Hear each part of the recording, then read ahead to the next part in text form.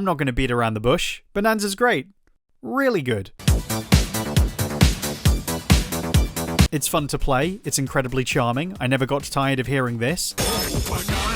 And it's another example of Nintendo's new and reasonably successful philosophy when it comes to how they make games. Entirely possible you remember me talking about this in an old video. Games that can function both as these big, sprawling collectathons where you spend hours just having fun with the mechanics and constant interactions, but also being able to break that up into smaller, manageable chunks of time, ideal for playing on the go. If you don't remember, I don't blame you. I was figuring out a lot of stuff back then, okay? Dun, dun, dun, this does everything I described there, and it found a way to do it that suits the DK brand even better than what they've done before. Ages ago, my buddy TGB made a fantastic case for the ideal Donkey Kong game being less like Donkey Kong Country and more like Jungle Beat. It's not that the DKC games are bad, not at all. They're some of Rare's best, in my opinion anyway. But putting Kong in a side-scrolling platformer doesn't quite capture the raw power I think he's capable of. There's a little extra aggression when compared to Mario, in terms of the speed and momentum of both the first game and the revivals, but I think they almost hold him back a little, which is why I prefer DKC 2 and 3. The whole system of gameplay just feels better suited to his sidekicks. Hell, they aren't even that by 2. This is their ride. Jungle Beat though? That's an angry game. It's about Donkey Kong bursting through the jungle to beat the living shit out of everything in his path. And I don't know, I think that is a lot closer to putting this guy out of the Mario Wario path when creating his own flavor of adventure. A true beast mode game for a true beast. You won't be hearing this. You'll be hearing this.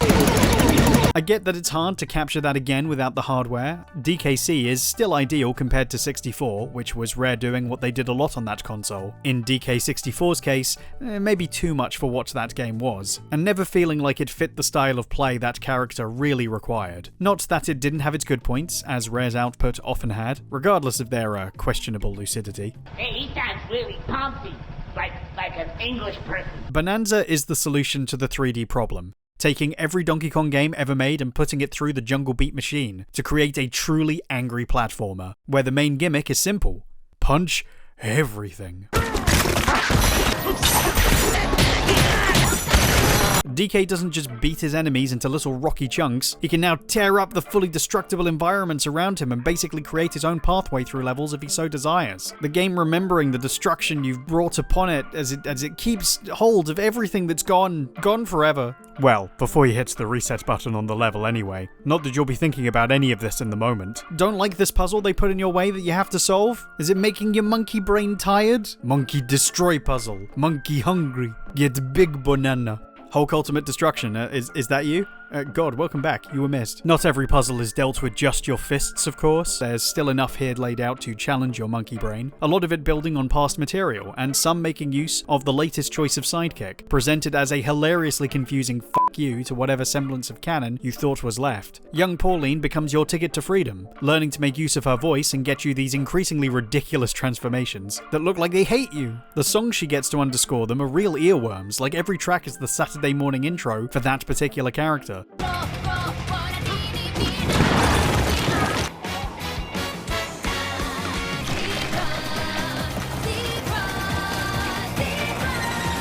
Just constantly gets you pumped to keep going. You want to keep up, you want to impress, you want to do well. The arc between her and DK is adorable too. Her starting real shy and nervous about whether or not she wants to be a part of all this, and DK just gurning her into accepting this new reality. Kind of have to love it. He's too funny. All of this is great. I could go on about the level designs, the characters, the bosses. I am sure literally everyone else is doing this as well anyway. Not that you wouldn't expect me to notice a lot of the things that it is doing. Oh, fish people. It's like the developers were looking at me specifically when they threw a theme park my way and made it about nasty ass looking food. Like they were doing me a favor. And they were. But really, what I wanted to hone in on is actually the very end. The very, very end. Because this turned out to bizarrely be one of the best final acts to a Nintendo game I have played in a hot while. Listen. I really liked this team's crack at Mario with Odyssey, I've talked about it before, and the way it ended was very fun, but even I will admit Bowsio didn't shake me out of my seat the way this did. I had a suspicion, as I played, this wasn't what I thought it was, and that something was going to present itself by the end. There was a feeling in the air, a whiff, Perhaps. A stink. But what I did not expect was how they were going to do it, and how I was going to actually feel by the time it happened. So, you've all been warned. We're getting into it. You should really experience this yourself first. The main enemies of the game are the Void Company, led by Void Kong, and for what it's worth, they're really fun. They're very charismatic, I like them a lot. I think their fights are a little too easy for what they are, but they do get multiple appearances with contextually appropriate battles that did the trick overall. Void Kong himself is probably the most entertaining to fight, actually putting you to the test with frantically fast, tricky moves you have to improvise your way to victory over. He's got a great design, fun personality, nothing deep, just another greedy industrialist with the Napoleon complex to add to the ever-growing pile. Look at that, they're almost tall. He desperately wants to get his hands on the Bananarama root or whatever it was called that grants all of his wishes, located at the center of everything, and we chase him down there for a very fun final encounter, and it's really big and loud and crazy, and it all seems like it's building to the end of everything.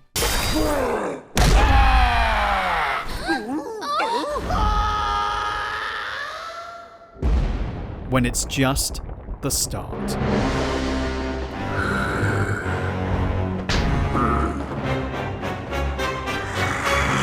Kept you waiting, huh? Yes, 20 years since he vanished off the face of the earth in The Truman Show, after showing up to golf clap at sporting events and a couple of dance parties, Nintendo obviously paid attention to the sheer noise that was made when they decided to bring him to Smash. That sounds really dirty out of context, in maybe their best reveal trailer ever. They figured as cool as that moment was, as great as it was to put that guy on the big laser and have him slap his belly in such like joy, it could not be topped. Well, guess what? It could be. And his return in Bananza is the most perfect way they could have done it, goddamn. Right down to underscoring his triumphant return with the DKC boss music. I love that he's kept his personality intact as well. Not just an equally angry bad guy, but also still clueless as ever and winging his way to victory. Perfectly matched to DK. Two goofs with no impulse control.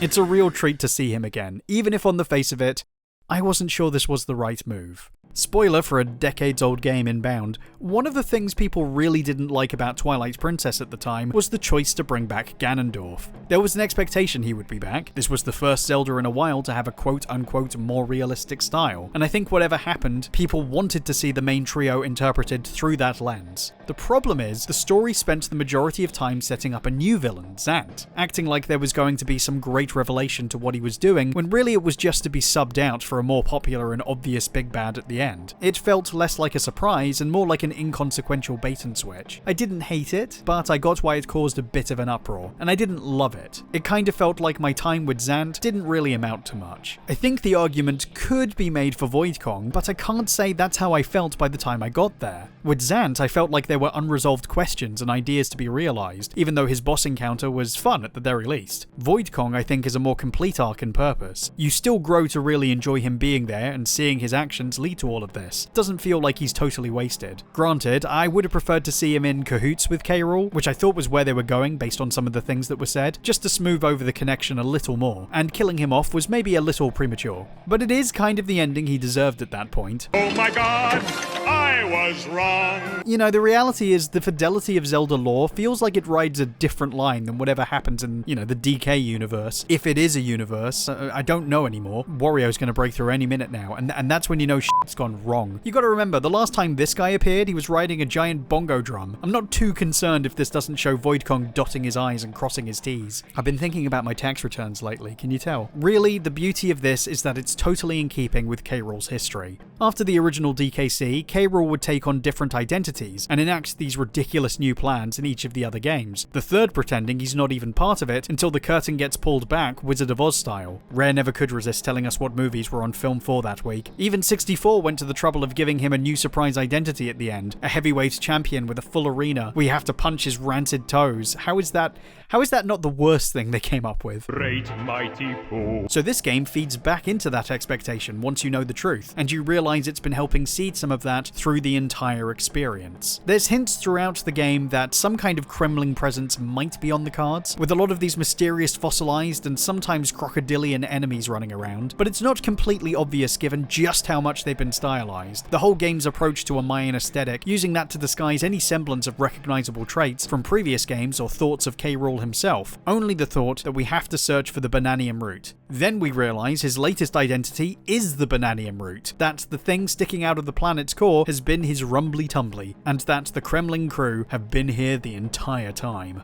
It's a really fun build-up, the final charge into his lair revealing pretty much all the fossilized enemies were the classic minions from those games, cursed Black Pearl style, and finally back in all their cartoony glory. I was smiling at each reveal like a silly man, so I was smiling at each reveal like myself. It's great that they show the difference between the crew and the troopers. Bowser's bossy, but has a pretty strong relationship with all of his guys. You feel like there's a strategy there, while the Kremlings are in constant panic mode, made to worship their king while running around like headless chickens as their boss makes impulsive food-based decisions, and I have missed all of that. It's just so fun to see how they weave our realization of all this going on in those final hours. Lots of optional detail you can pay attention to. You push on and on and on into the center of this planet in anticipation of a showdown with the king himself, and they go ahead and put him in yet another new outfit, and I was like, okay, cool, that's fun. Very climactic. He's got the gun, that's fun, let's go. And then it ended, and I was like, well, you know, damn, but that was fun. I enjoyed that. Thank you for the catharsis. Back to real life, I guess. Except no. We are not even close to done. Not when they want to do this again.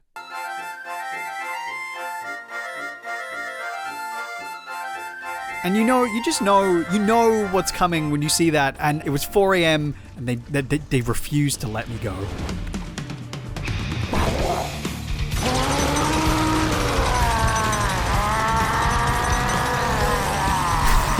Oh my god!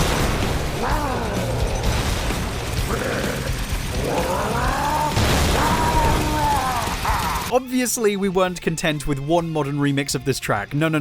We gotta come back and do it a second time in one of the most hype showdowns between a Kong and a Croc and a pile of golden bananas you will ever see. I'm gonna bet good money on that. I will be rich. It's hard to describe the grin on my face when all of this was going down. I'm a sucker for villains losing their rag and self-destructively going hell for leather in a final push, even when I probably made this way more difficult for myself than other people did. But whatever, I'm having a good time. I got a good ending. It was Earth all along. What a way to go out, right? Look, it's all comes together. No. We are not done. Sit back down. Oh my god.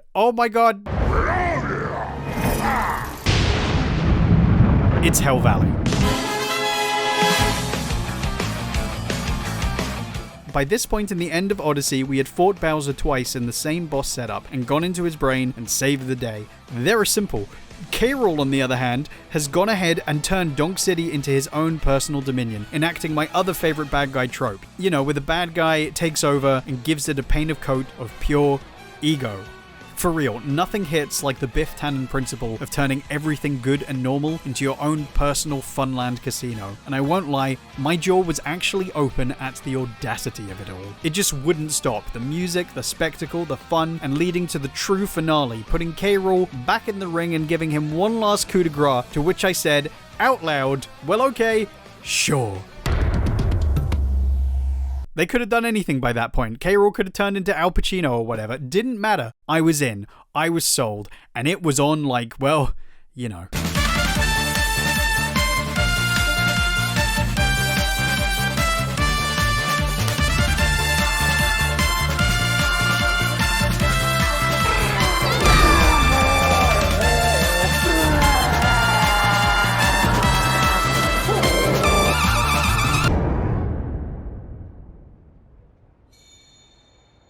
I talk a lot about creating experiences that are cohesive, coming up with something that matches everything you've been through and feeling like a proper payoff. And while I think I've managed to make a case for that here, I don't think that's even really the point. I mean, I don't believe in punishing something without due process, right? I don't believe I have to take something to task if the raw catharsis it offers trumps pretty much every other possibility you might come up with. And if weeks later you're going, hey, that was pretty good. Plus, the real connection formed through this whole thing is with Pauline, acting as the common experience from the beginning all the way through to the finale. And I think that's a big part of what truly prevents this from feeling like two disconnected stories. The other touches in the post-game just icing on the cake. It's all done extremely well, and they let themselves have this one big indulgence that probably caused most of the 10 out of 10 reactions you've been seeing from everyone as soon as they finished. I'm not someone who thought K. Rool had to come back for this to work, and the rest of the game had already more than grabbed my attention, but given how I think they handled this kind of thing before, and how it hasn't worked, I think this is a worthwhile way to see how it can, in the same way most ideas can be made to work.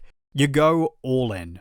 It's not about capitulating to what the fans want, it's about doing something purposeful and confident, and pushing everything as far as it can possibly go. Completely unapologetic, totally bonkers, bewildering, bananas. Which, if you're dyslexic, would look like the perfect word to end this video on. Finally made